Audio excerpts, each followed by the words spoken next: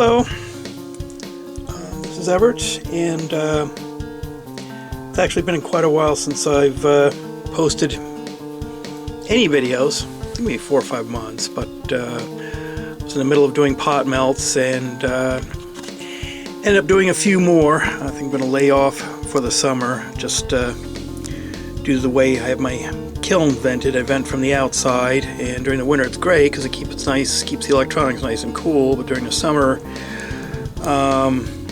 it's obviously a lot warmer out, and it doesn't quite work as well, so I'll try to refrain from taking my kiln up to pot melt temperatures during the summer.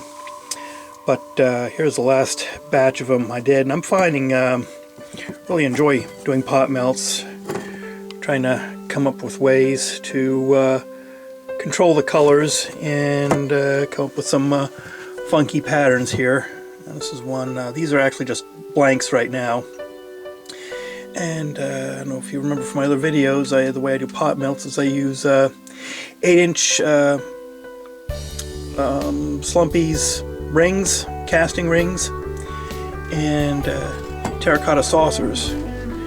And I make these blanks. I can do 2 of these at one time in my kiln, whereas if I tried to use traditional kiln furniture and just directly melt it into a form, I can only do 1 at a time. So kind of gives me, basically allows me to kill 2 birds with 1 stone, at least as far as initially creating the blanks. These are fairly thick, and what I do is I fuse them flat, flatten them out using a taking up to 1500 degrees, though I actually found I've had to modify that because with the last batch I actually had a couple of them thermal shock on me later because I was taking up to 1500 degrees for 45 minutes, and I thought I'd flattened it out enough. I thought, well, okay, maybe a little bit on the thick side, but then when I tried to add a border to make a blank for a plate, apparently it wasn't flat. It was actually quite thick in the middle, and it's like 10 millimeters in the center, then 8 millimeters on the out on the outer edge of the blanks I'd made. And of course, due to the uneven thickness, my cool down schedule was too aggressive,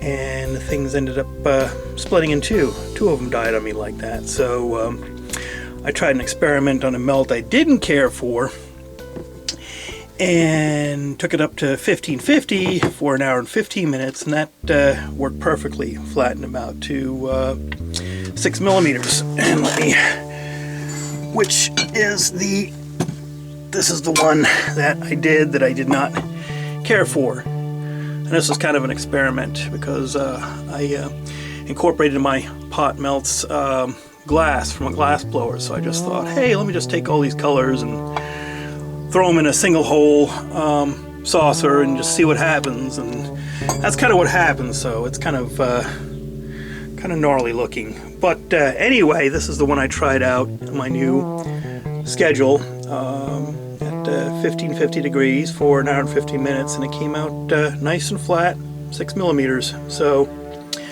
what I will do with these, much hotter, much longer, so that will prevent the thermal shock issues I run into. But I haven't, I'm not doing this video just to talk about and ramble about pot melts right now.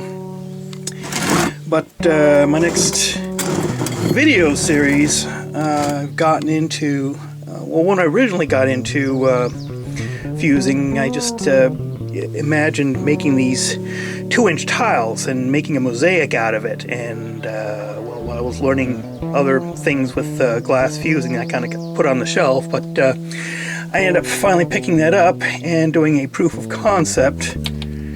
And this is it.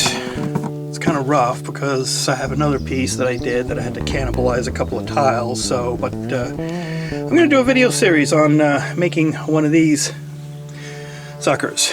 2-inch white, opaque white, and then translucent tiles held together with the copper foil method. So I'll just kind of take you through what I do step by step, and you know, I don't know if you've done this before.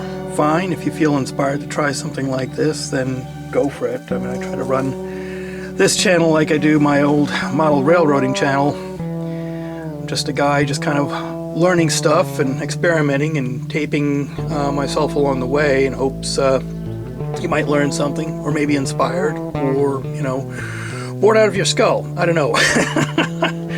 So anyway, this will be what my next video series will be on, and maybe I'll get inspired to write some more music, which has been a while since I've done that, instead of just reusing all my old crap.